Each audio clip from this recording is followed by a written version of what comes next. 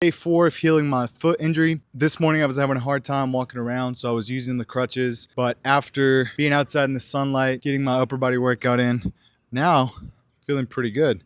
I almost feel like I could walk around. I think it'd be smart for me to just use the crutches for another day or two, but I'm really grateful for how well this is healing up.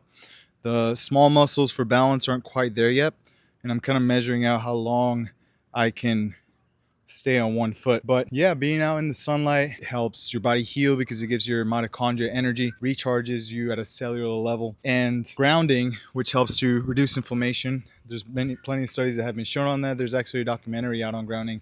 If you still think that this is woo-woo, definitely recommend that you check it out. But it's really just basic human biology. We're meant to be connected with the earth. So those two things have helped me a ton. Also just getting blood flow in with the workout, doing what I can do, which right now is mostly limited to upper body. Although I've actually planned a lower body workout, which I'll be rolling out tomorrow at the gym. But yeah, this morning I wasn't feeling good. Now after this workout, after being exposed to some nature, I feel much better. I can get a little bit of a workout in here. So what I'm gonna do is do some toe crunches, just work on getting that mind to muscle connection at the foot going again. And I'm gonna floss my ankle for about 5 minutes, going in ankle flexion and ankle circles as well. So definitely excited about how much function I'm getting back. But thanks for following along if you're watching this stuff. I think it's always fun. The two biggest things that are going to help me come back quick from this injury are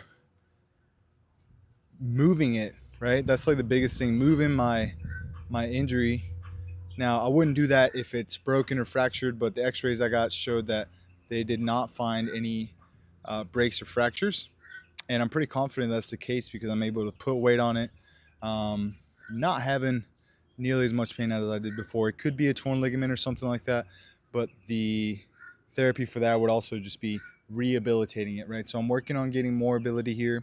I'm going to do 3 workouts for the ankle every week, and in between that I'm just going to do this flossing and working on the feet, as well as some other foot exercises that I probably won't do today just because it's still giving me a hard time just with moving the toes. But tomorrow I'm going to start working on some foot exercises to help rehabilitate this area. I think the hardest part for me has been not being able to take out the trash, not being able to do small duties around the house. And that's partially why I'm like really focused on getting this thing working.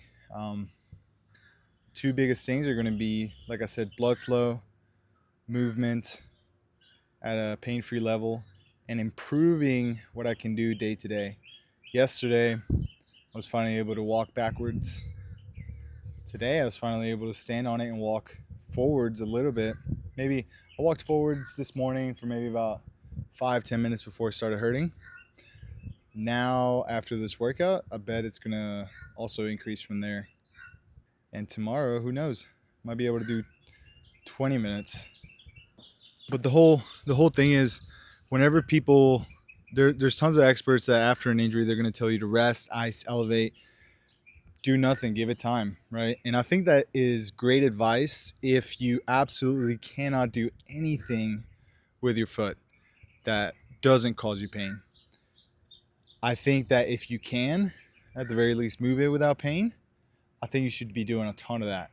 Getting blood flow into the area. Blood flow is our greatest healer, especially if you have good nutrition. Having a little bit of inflammation instead of just trying to completely stop it with ice, with anti-inflammatories. The natural ones are good because they're going to allow your body to decide how much inflammation it wants to reduce. But the ones that are, NSAIDs, for example, are just not very, I don't know, I wouldn't say practical because you kind of need a little bit of inflammation. They're very effective, and thank God we have modern medicine, because if this injury was way worse, then yeah, I would definitely consider taking some anti-inflammatories. But when it's a milder injury, it's best to actually have a little bit of that inflammation because it's your body's natural response to draw more blood, more white blood cells to the area, so that your body can heal and recover quicker. So right now, this is about all I can do. Some dorsiflexion, some plantar flexion, some circles, some toe crunches, toe extensions, and hopefully tomorrow I'll be able to use some exercises that are a little bit more.